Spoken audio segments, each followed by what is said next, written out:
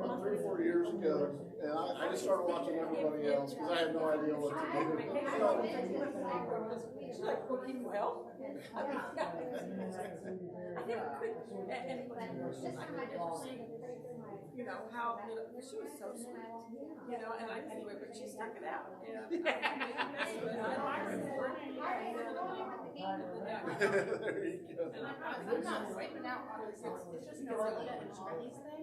And so they had projects. So I text her for reasons that I never wanted to break his mom. And so he's almost like a feeder tonight. I don't know why they're not getting once they're divorced. It's not either they're working around the nursery night unless maybe I think she'll change. Oh, is he? Special ed had tonsillitis. Oh my So God. now she's thinking, listen, better be taking her really bad. I say when you get older, the worse it is. She's probably super bad in there, guys. Be happy, How, I mean, it's just going to be well, I was basically about her. 20 years ago, I had tonsil issues and stuff going on and all that, and yeah, I ended up in the hospital. I'm going to break up and she's still so young. She's 18, but she's afraid. And so, All right. Well, glad those of us who are here tonight are here. Doesn't look like we're going to have a song because our songstresses are not here. And if you watched the Facebook live feed from a few weeks ago, you know that when I say I'm not leading, there's a reason why I'm not leading in the music. So we'll just go ahead and jump on. I'm sorry. Oh.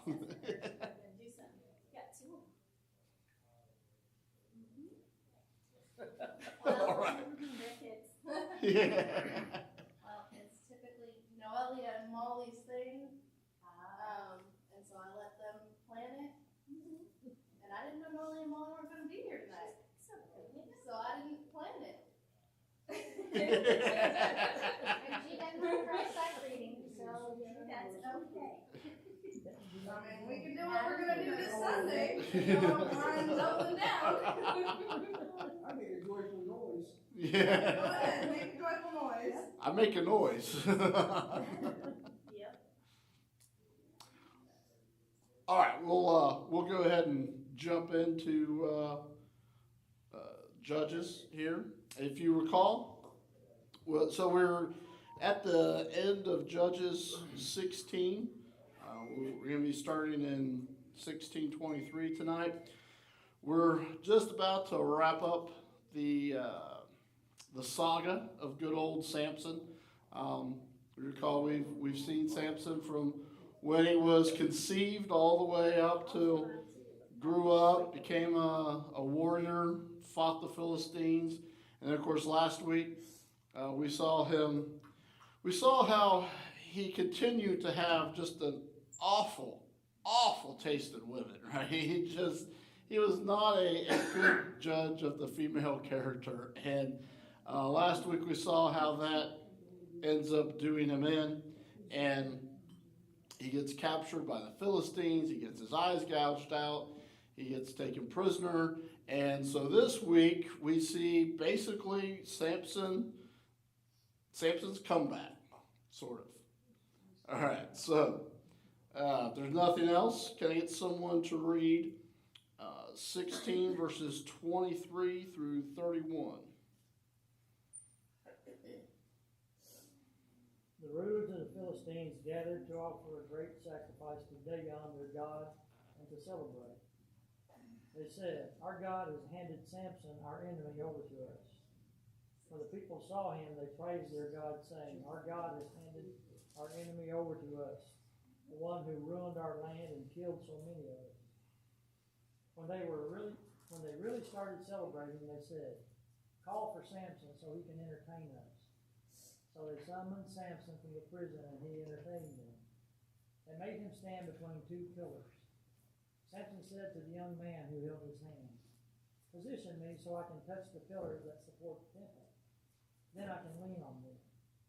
Now the temple was filled with men and women, and all the rulers of the Philistines were there. There were 3,000 men and women on the roof watching Samson entertain. Samson called to the Lord, O sovereign Lord, remember me. Strengthen me just one more time, O God, so I can get swift revenge against the Philistines for my eyes. Samson took hold of the two middle pillars that supported the temple, and he leaned against them, with his right hand on one and his left hand on the other. Samson said, "Let me die with the Philistines." He pushed hard, and the temple collapsed on the rulers and all the people in it. He killed many more people in his death than he had killed during his life. His brothers and all his family went down and brought him back. They buried him between Zorah and Eshtaol in the tombs of Manoah, his father. He had led Israel for 20 years. Alrighty. So, thoughts? Ideas? Even though he turned to God, he was still wanting revenge for himself.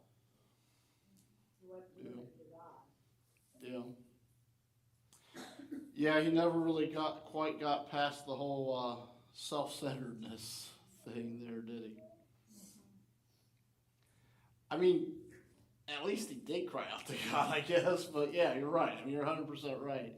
It was still about him. But God's will was still done in that. Yeah. He didn't do it how maybe he should, right? God still is successful when he was aiming for. Yeah. Yeah, and in fact, this was, we're told, his greatest victory so far, right? He killed about 3,000, which was more than he had killed the whole time. So, here's the crazy thing, right? So they've got Samson, right? They've taken care of the problem. They got the guy who's been causing them all this trouble, burning their crops, killing their guys and all this. But that still wasn't enough. They were like, hey, I know what we can do to him. Make him come out here and entertain us. And but they were essentially celebrating sin, right? I mean, they had sinned against God. They had sinned against the Israelites. This was a festival to a false god, right? They're celebrating their false god. And so they're doing all this as a celebration of their own depravity, of their own sin, and their own debauchery, which is never a good thing. And so the pillars, because this might get a little confusing, because a lot of times when we think of pillars, we think of Roman columns, right? We think of that kind of thing, but that's not really what this was. So basically, this temple would have had two large columns in the middle, and they would have been close together, because people will question the authenticity of this account, saying, well, pillars would have been too far apart for Samson to grab them both, but not this type of building. They would have had two pillars right in the middle, really close together, and then they basically like wheel spokes. There would have been other beams that went out from the middle and rested on pillars at the edge. And so if you take those, so everything is resting in the middle. So if you take those two pillars out, everything else comes crashing down. Like dominoes. Do what? Like dominoes. Yep. And so that's what happened, right? He was able to, in his last burst of strength, he was able to take those two pillars down, and then everything else just collapsed in on itself. And when it says that there were people, I can't remember what Ralph's version said, but mine says that there were people on the roof looking on. It's not that they were up on the roof looking down through holes. They would have basically balconies around these big pillars and things. And so that's where they were probably at, was up on there. And so they were able to stack people. That's how they were able to get so many people in a building that might not be as big as what we would probably think of. And so, and that's another interesting thing here too, right? Is God is, this is a temple to Dagon. This is a festival to celebrate a false god, And the God is like, yeah, well, look what I can do. You know, I can do this to your God, and I can do this to your celebration. And so he empowers Samson one last time.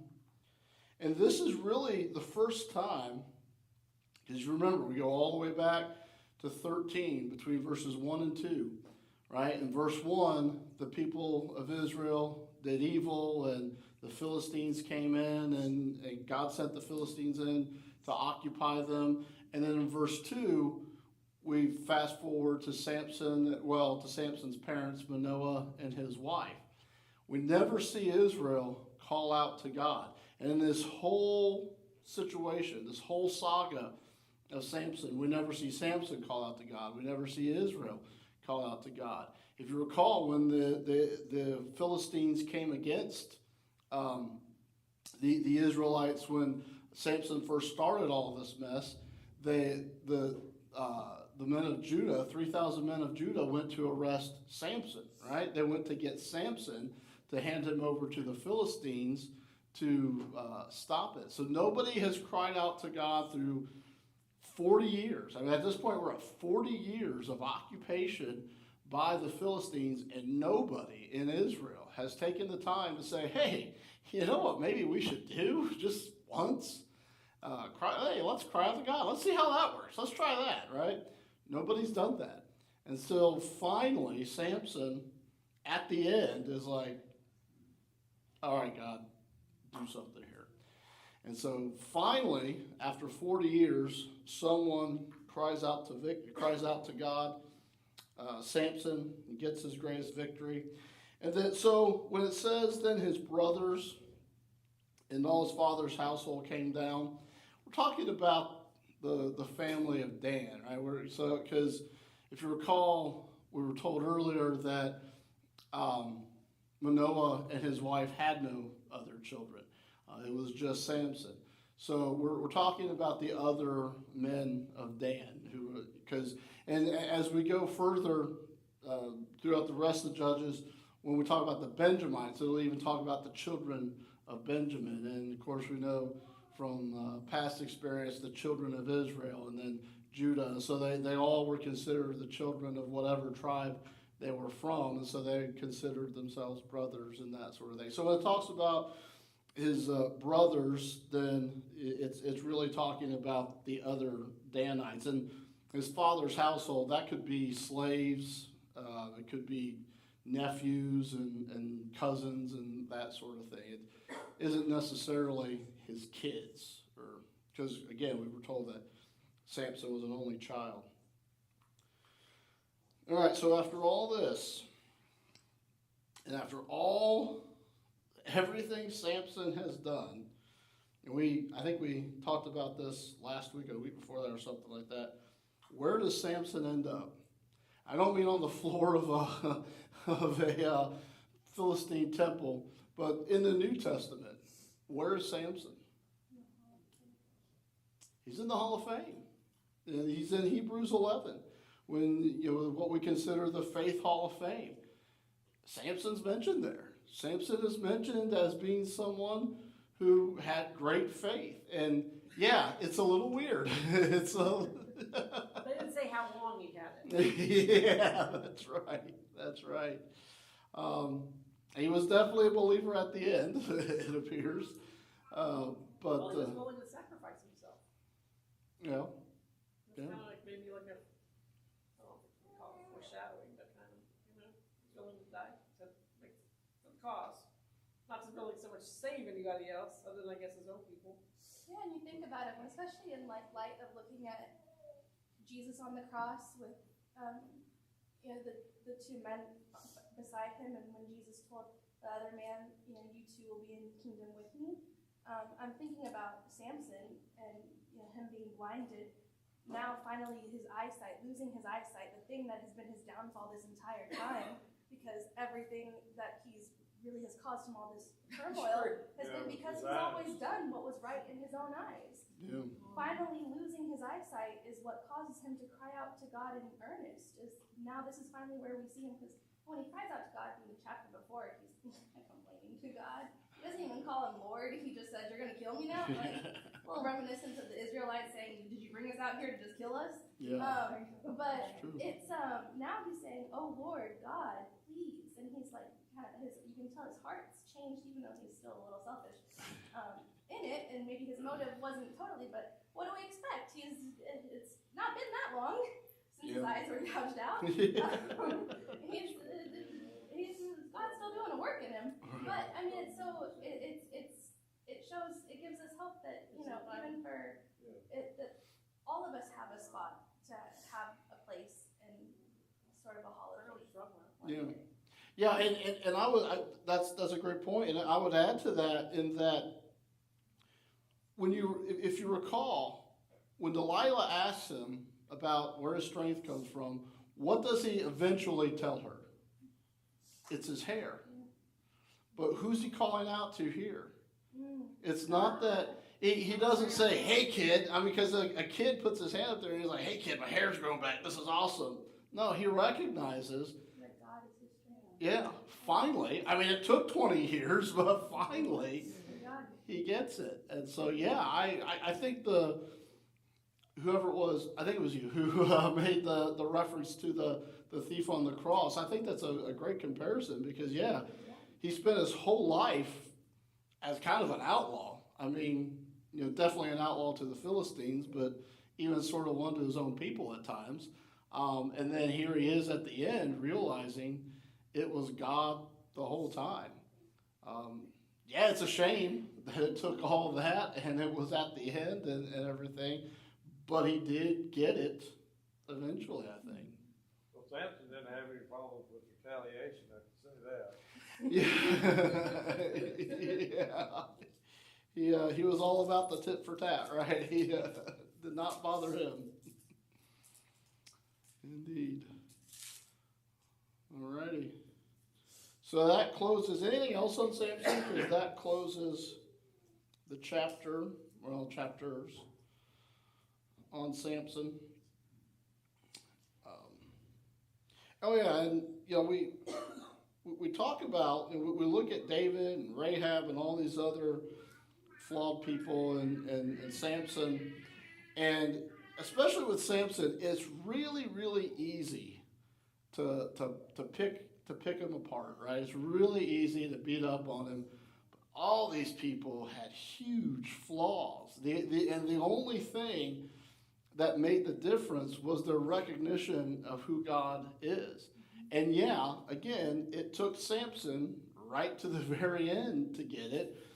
But if David had been killed in battle right after he recognized his sin with Bathsheba, then he would have been in the same situation. If Rahab had died when the Israelites attacked Jericho, she would have been in the same situation, right? She didn't get it till the end. So, you know, yeah, again, it is easy to pick on Samson because there's so much there to pick at. But don't forget, I mean, just, you know, he did what everybody else did, just a lot later than they did. It took him a little longer to recognize God, but he got there. For me, it's a reassurance that no matter where we are in our faith or now how long it took us to get there, we could have been at the bottom of the barrel, and Joe and I have joked over and over again that that's where God found us when he pulled us out to make us into a pastor and a pastor's wife. No, nobody could believe it in our families, and nobody could believe it that knew us when we were growing up. But regardless, God knew what we could be, even though we didn't know what we could be.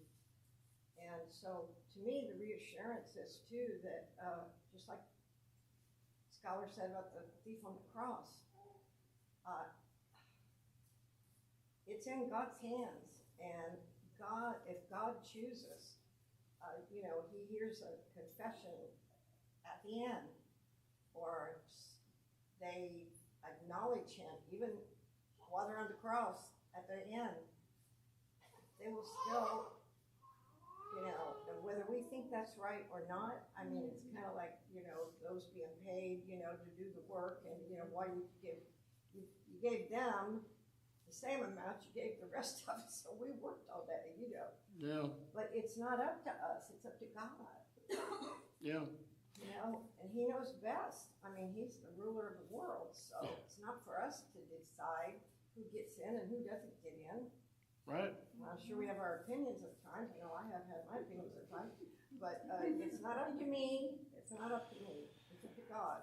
Which is good, right? That it's not up to us. Yeah. That's It's right. all part of his salvation, so he can That's do whatever right. he wants. Yeah, You know, yeah. he I- sacrificed his son for all of us, so. Yeah, I've told Amy before, it's a really good thing I'm not God, because I'd be like zap, zap, zap, zap, zap, zap, zap, all over the place. I probably wouldn't have given me salvation, so. Yeah, there you go. Yeah, one of my high school teachers, when he heard that I had become a preacher and a pastor, he said, didn't think he'd amount to anything. So, so there you go. I mean, yeah, God can use anybody in any situation and save anybody out of any situation. It comes down to that person deciding to recognize who God is or not. And even if you don't think you're gifted, and I surely didn't think I was gifted at all, and Joe was questioning the whole thing, he kept running away, and, you know, I was a brand new baby Christian, so I didn't know squats about any of it, but, God can give you what you need when it's needed. And I think back to some times when we were on a mission field and we had to give our testimony, and it scared me to death because you had to do a sentence and stop, and you know how Gabby I am, and you have to say a sentence and stop, let them say the sentence, and you got to remember what your next sentence is and say it and stop and let them say the sentence, right? And being a baby Christian and everything, I didn't quite understand a lot of, you know, much less to be in a country that, you know, it was all blacks, it was in Haiti, and I had long blonde hair and was so white, and they were pulling on my hair and, you know, like stroking my hair, because they never saw anybody with blonde hair and white. And that gives you the heebie-jeebies, but it made you realize that, you know, when we're in school and there's just a few blacks in our classes, or a few other races in our classes, they're a minority. And by golly, it sure made me appreciate more that what they go through all the time, and are still going through it.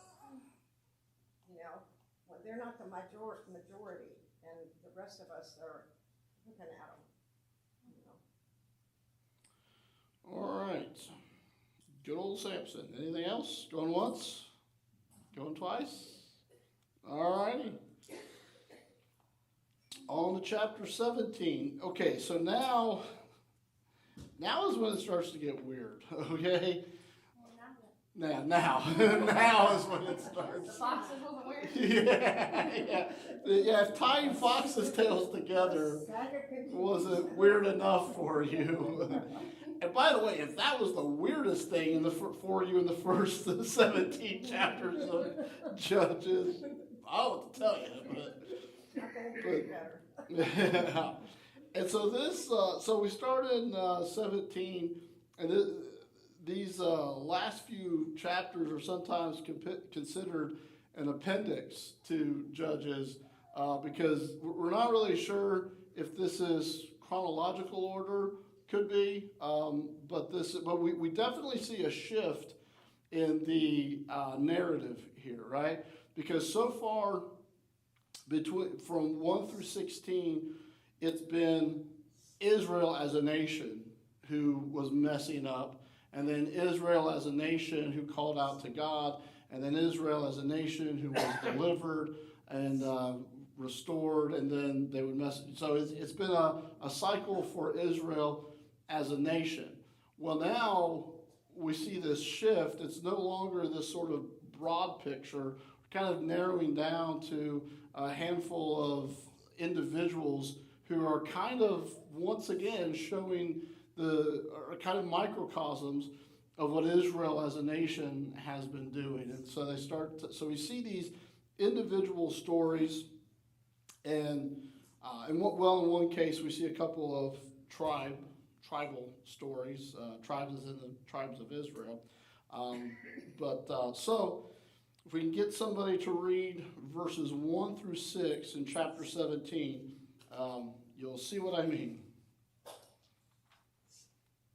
Now a man named Micah from the hill country of Ephraim said to his mother, "The 1,100 shekels of silver that were taken from you, and about which I heard you utter a curse, I have that silver with me. I took it." Then his mother said, "The Lord bless you, my son." When he returned the 1,100 shekels of silver to his mother, she said, "I solemnly consecrate my silver to the Lord for my son to make an image overlaid with silver. I will give it back to you." So after he returned the silver to his mother, she took 200 shekels of silver and gave them to a silversmith who used them to make the idol, and it was put in Micah's house. Now this man Micah had a shrine, and he made an ephod and some household gods, and installed one of his sons as his priest. Right, yep, that's good. Alrighty, well, go ahead and read 6. Yeah. In those days, Israel had no king. Everyone did as they saw fit. Alrighty. 1 through 6. Sounds like today, doesn't it? Indeed. Well, no, because if I stole 1,100 pieces of silver from my mom, she sure wouldn't bless me. My mom would have had a lot to say, but a But blessing a blessing. is not one of them, no. I know, I went back a few times earlier today, and I didn't do that right, didn't you? That wouldn't have been my mama's words. It just sounds like the Israelites had a big problem with idols. They wanted to have something they could see and touch to be their God. Yeah. Well, and That's humankind.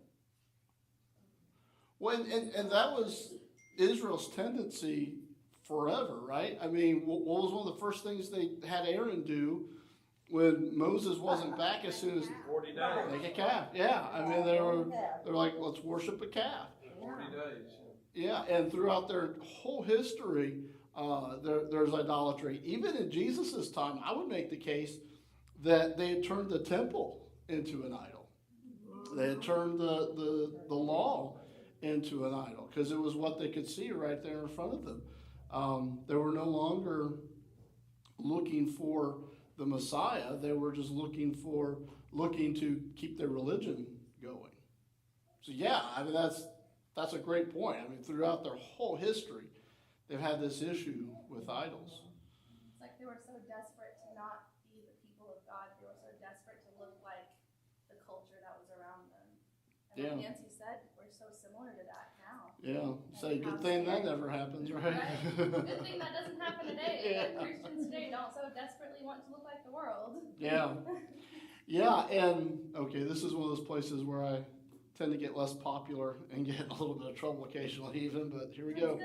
Oh, go for it. The church is, in some cases, the church is so desperate to fill the building, so desperate to put people in the seats, that they completely rearrange who and what they are and what they do and all those things just to appeal to a culture that has no idea who Jesus is.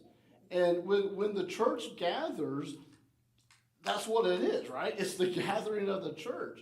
And Paul even says in 1 Corinthians, he's like, look, if lost people come into your midst and they see you worshiping and they are struck by that and they fall down and they're convicted of their sin, awesome.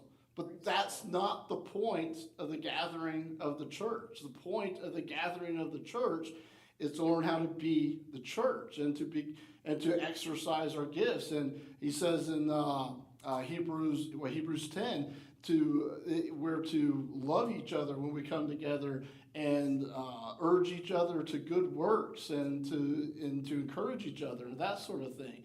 That's the whole point of the church gathering, is not to convince people who have no idea who Jesus is that Jesus is really cool, and if they like us, then they'll like Jesus. And I'm afraid in a lot of cases, you have churches who are bringing people to the church, but they're not bringing them to Jesus.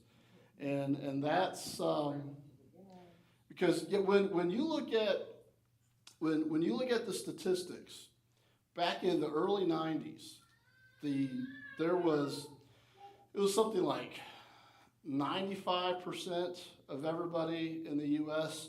described themselves as a Christian of some kind. Now, we know that 95% of the people in this country did not know Jesus 30 years ago. We know that.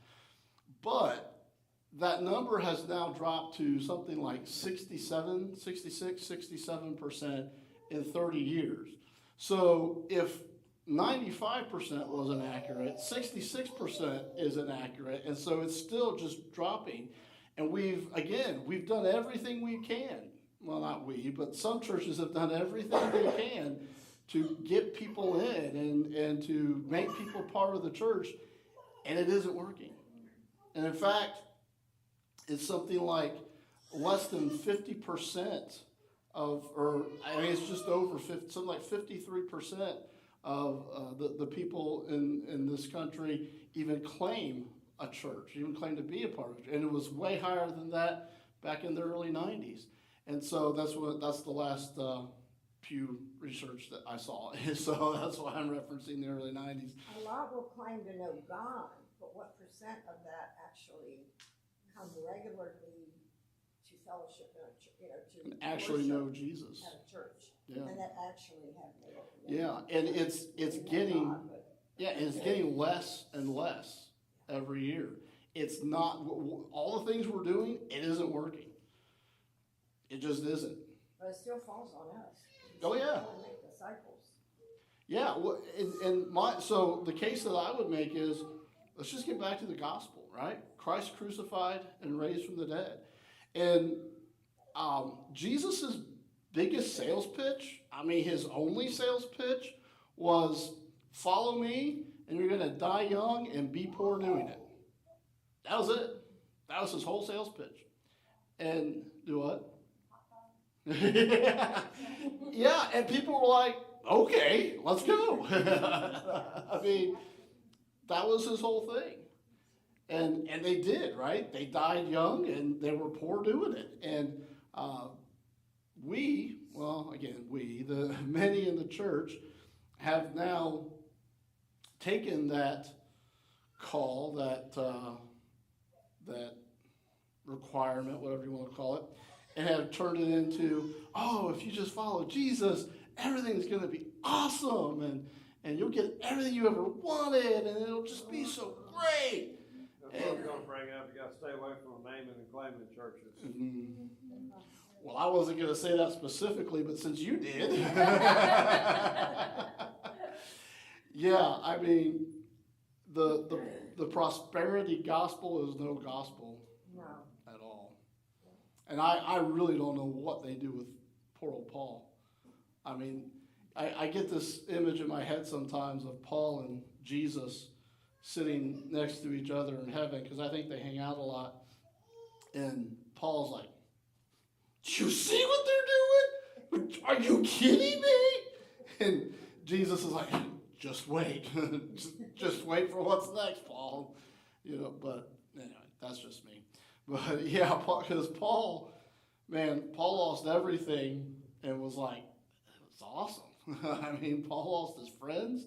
Paul at some point lost a fortune, right? Because he said at one point he knew what it was like to have a fortune. He knew what it was like to be comfortable and to be rich and to be poor and to be uncomfortable and all those things.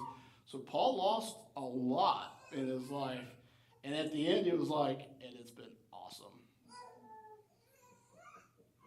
All right. I'll stop really preaching. think that they're looking down and worrying about what's happening, because all of this is behind us. We don't have to deal with this anymore. No, I was being facetious. I agree. But, all right, so yeah, so Ephraim, you know, so these people live in the hill country of Ephraim, good old Micah. That was north of Dan. It was just the country just north of Dan. It's where Mount Gerizim is.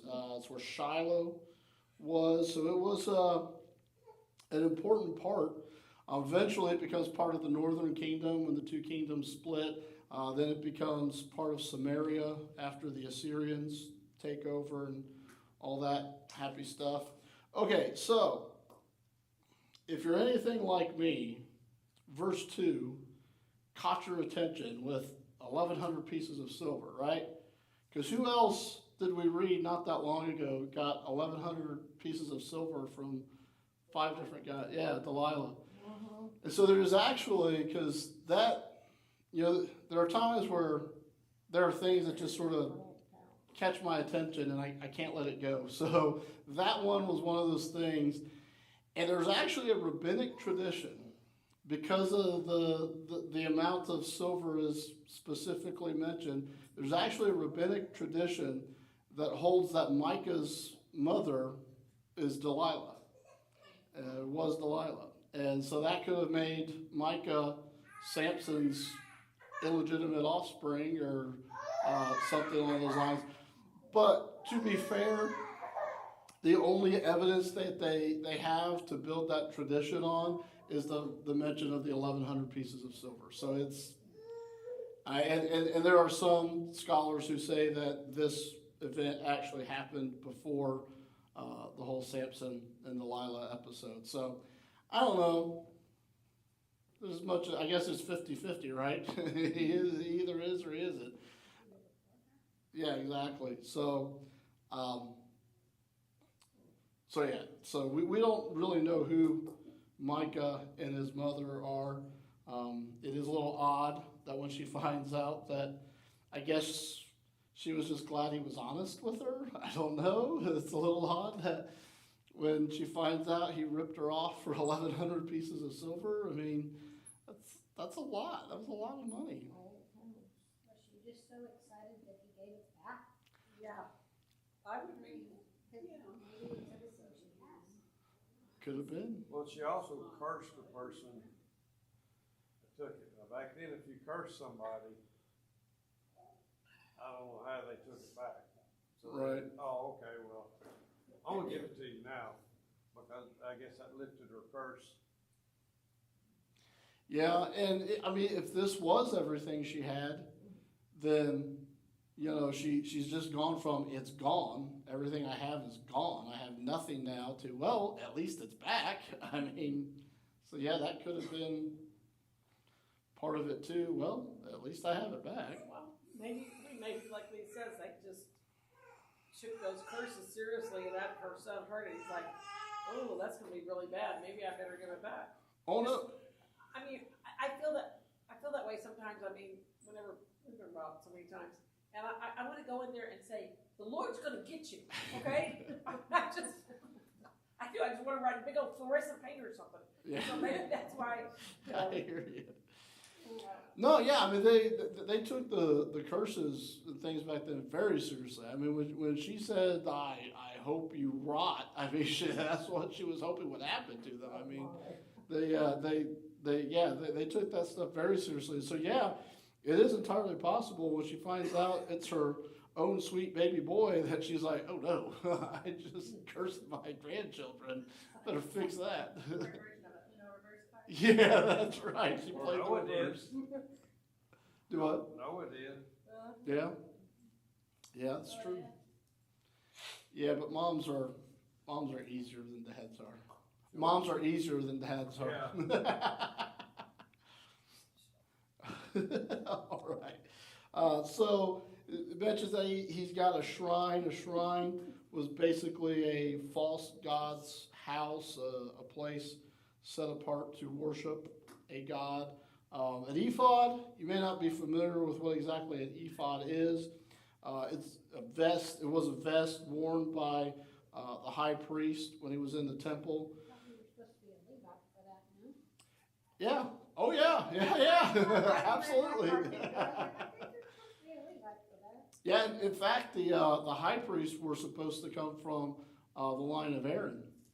So yeah, the high priest who would have worn the ephod wouldn't have just been a Levite; it would have been a specific Levite, yeah, from Aaron. So yeah, they were. But again, what does verse 6 say?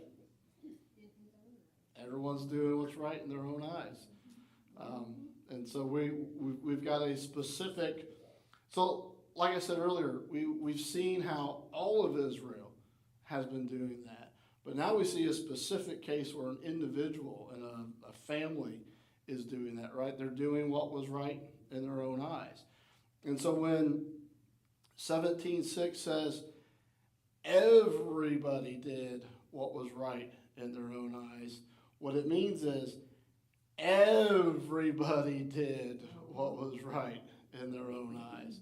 And for some of them, I'm sure it was that they did actually do the right thing because, for whatever reason, they decided murdering their neighbor was a bad idea or was wrong, for some reason.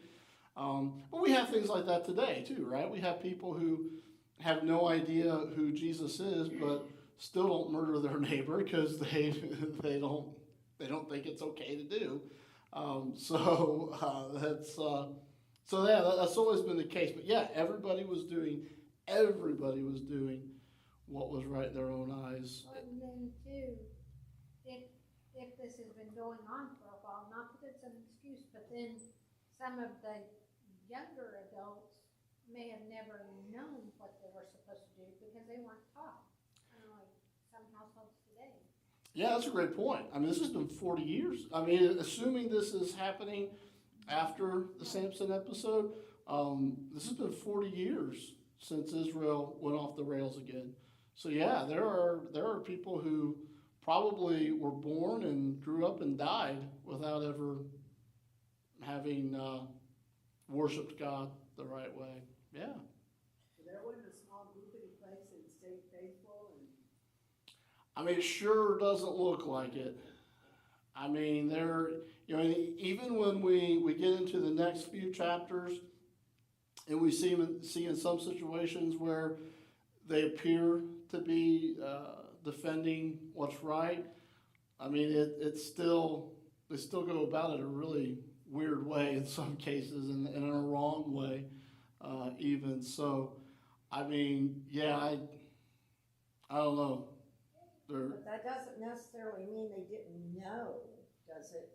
It just means they chose not to do what they may have known from what was passed down over the years, or what they could have read in scrolls or whatever, or, if they went to the temple at all, they would have heard some of this. They just chose not to, just like we at times choose not to do what we know God wants us to do. And Yeah. we want to ignore it, and we just want to, Yeah, this wasn't necessarily from a lack of knowledge at all. This was just a lack of care, He a gives lack us of a free will to be as, yeah. This is just who cares. Where was the priesthood in all this? It's like they really dropped the ball. Well, we're actually somebody go ahead and read 7 through 13. We'll see where the priesthood was at in all this. A young Levite from Bethlehem in Judah, who had been living within the clan of Judah, left that town in search of some other place to stay. On his way, he came to Micah's house in the hill country of Ephraim. Micah asked him, "Where are you from?" "I'm a Levite from Bethlehem in Judah," he said, "and I'm looking for a place to stay." Then Micah said to him, "Live with me and be my father and priest, and I'll give you 10 shekels of silver a year, your clothes and your food." So the Levite agreed to live with him, and the young man was to him like one of his sons. Then Micah installed the Levite, and the young man became his priest and lived in his house. And Micah said, "Now I know that the Lord will be good to me, since this Levite has become my priest. There you go. There they were. They were doing what was right in their own eyes as well. And look how the writer, look how he puts this in verses 7 through 9. He talks about a Levite who was from Bethlehem. Now, if you recall, when God divided the land, he gave the Levites certain cities in each clan, right? But Bethlehem was not one of them. They were supposed to live in the Levitical cities. That's where they were supposed to be. And Bethlehem was not one of the Levitical cities in Judah. And so he's living in Bethlehem because he wanted to, right? The Levites, the priesthood, has even gone so far off the rails, they're doing whatever they want to. They're doing what's right in their eyes. They're not even the Levites are not doing what's right in the eyes of God. So that's where they're at. Well, even the fact that he just kind of, on his own, just picks up and leaves. Yeah, And he doesn't sound like he's young. right. It's like, well, things aren't so great here, I'll go find someplace else. Yeah. And then this guy is like, hey, you want to be my personal priest? And he's like, well, sure. What else am I going to do? Right? God led him to do it. No, exactly. Yeah. It doesn't say God said, hey, go be that guy's priest and straighten him out. It just says that he went and the guy offered him, offered him enough money. Do you know how much that was? Not off the top of my head.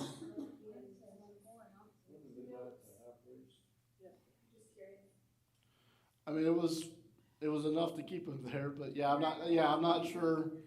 I'm not sure exactly. Yeah. Yeah. And plus he's providing free room and board too, right? He says, I'll give you clothes, I'll feed you, I'll give you a place to live and all that, plus the 10 shekels. And so he's like, man, this is a good deal. So yeah, literally nobody was doing the right thing. Nobody was doing what was right in the eyes of God.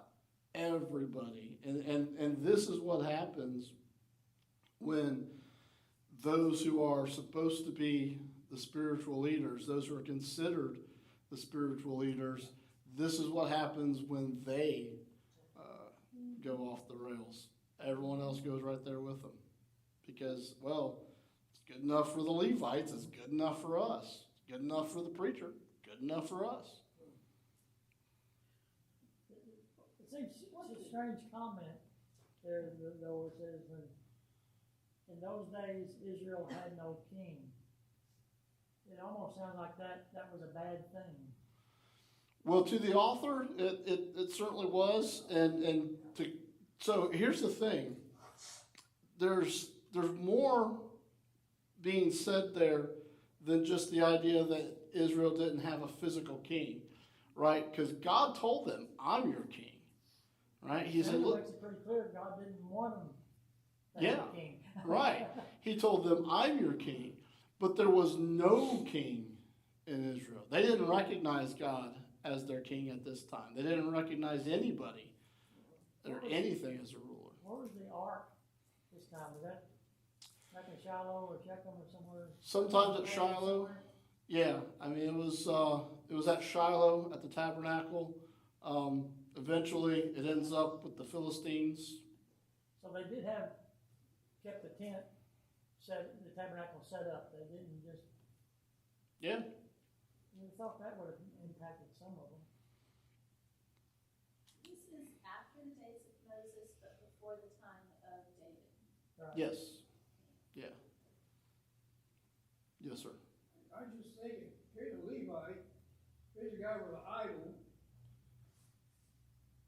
Who he's gonna serve? Yeah.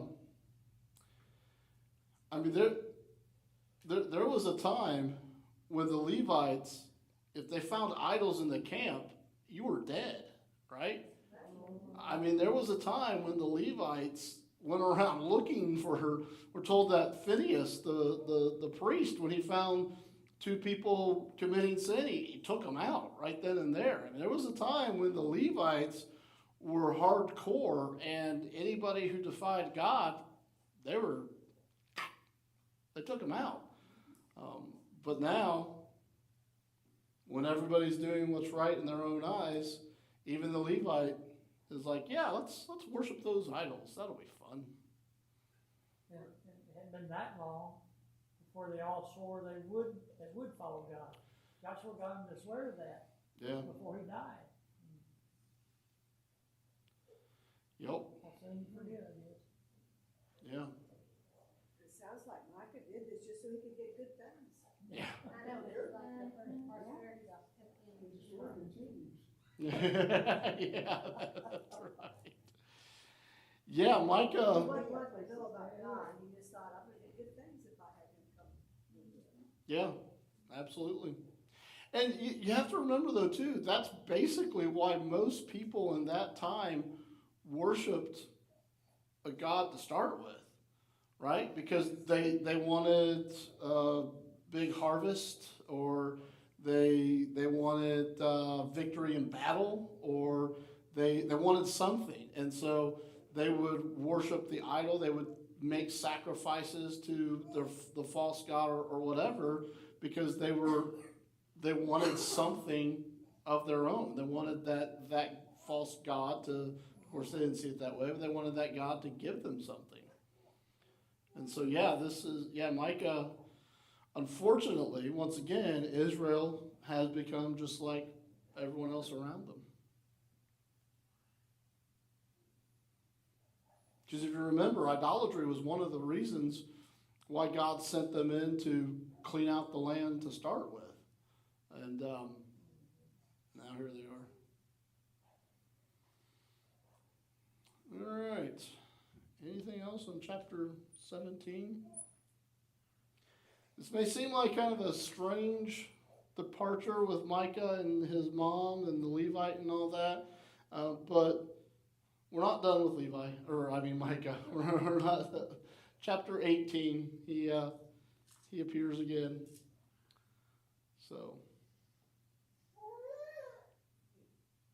alrighty. Well, if there's nothing else, then let's take some prayer requests.